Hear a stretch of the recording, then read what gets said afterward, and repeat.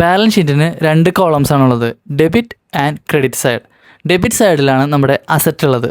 Asset എന്താണെന്ന് എല്ലാവർക്കും അറിയാം. അപ്പോൾ ആ കോളത്തിൽ വരുന്നത് ടൈപ്പ് ഓഫ് അസറ്റുകളാണ്. കറണ്ട് അസറ്റ് ഉണ്ട്, ഫിക്സഡ് അസറ്റ് ഉണ്ട്, അങ്ങനെ ടൈപ്പ് ഓഫ് അസറ്റുകളാണ് അതിൽ മെൻഷനിങ് ആവുന്നത്. ഇനി നമുക്ക് സെക്കൻഡ് കോളത്തിലേക്ക് പോകാം. സെക്കൻഡ് കോളം എന്ന് പറയുന്നത് ലയബിലിറ്റീസ് പ്ലസ് ഇക്വിറ്റി ആണ്.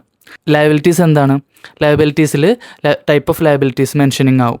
അതായത് current liability, non current liability, fixed liabilities അങ്ങനെ. ഇനി രണ്ടാമത്തെ സെഗ്മെൻ്റാണ് ഈക്വിറ്റി. അപ്പോൾ എന്താണ് ഈക്വിറ്റി എന്ന് നമ്മൾ ആദ്യം പഠിക്കണം. ഈക്വിറ്റി എന്ന് പറയുന്നത് ക്യാപിറ്റൽ, ഓണേഴ്സ് ഇൻവെസ്റ്റ് ചെയ്യുന്ന ക്യാപിറ്റൽ പ്ലസ് റീറ്റേൺഡ് ഏണിങ്സ് ആണ്. അപ്പോൾ നമുക്ക് റീറ്റേൺഡ് ഏണിങ്സ് എന്താണെന്നാണ് പഠിക്കേണ്ടത്. റിട്ടേൺഡ് ഏണിങ്സ് എന്താണെന്ന് വെച്ച് കഴിഞ്ഞിട്ടുണ്ടെങ്കിൽ നമ്മൾ പ്രോഫിറ്റ് ആൻഡ് ലോസ് ചെയ്യുന്നുണ്ട്. എന്താണ് പ്രോഫിറ്റ് ആൻഡ് ലോസിൽ ചെയ്യുന്നത്?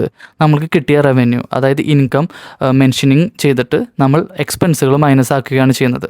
അതിനുശേഷം നമുക്കൊരു ഫൈനലി നെറ്റ് പ്രോഫിറ്റ് കിട്ടും. ഈ നെറ്റ് പ്രോഫിറ്റിൽ നിന്ന് നമ്മുടെ ഇൻവെസ്റ്റേഴ്സിൻ്റെ ഏതെങ്കിലും തരത്തിലുള്ള ഡ്രോയിങ്സ് ഉണ്ടെങ്കിൽ, അതായത് വിഡ്രോവൽസ് ഉണ്ടെങ്കിൽ നമ്മൾ അതും മൈനസ് ആക്കിയിട്ട് കിട്ടുന്ന ലാസ്റ്റത്തെ നെറ്റ് എമൗണ്ടാണ് റിട്ടേൺഡ് ഏണിങ്സ്. ഇത് ക്യാപിറ്റലായിട്ട് മെർജ് ചെയ്തിട്ടാണ് ഈക്വിറ്റി ഉണ്ടാവുന്നത്. അപ്പോൾ ഇനി മുതൽ നിങ്ങൾക്ക് ഈസിലി പറയാനായിട്ട് സാധിക്കും അസറ്റിൻ്റെ ലെഡ്ജറും ലയബിലിറ്റീസിൻ്റെ ലെഡ്ജറും ഇൻകം ആൻഡ് എക്സ്പെൻസിൻ്റെ ലെഡ്ജറും എവിടെയാണ് ഹിറ്റ് ആവുന്നതെന്ന്. അപ്പോൾ കൂടുതൽ ഫൈനാൻസ് വിശേഷങ്ങളുമായി അടുത്ത വീഡിയോസിൽ കാണാം. ഫോളോ ചെയ്യാൻ മറക്കല്ലേ.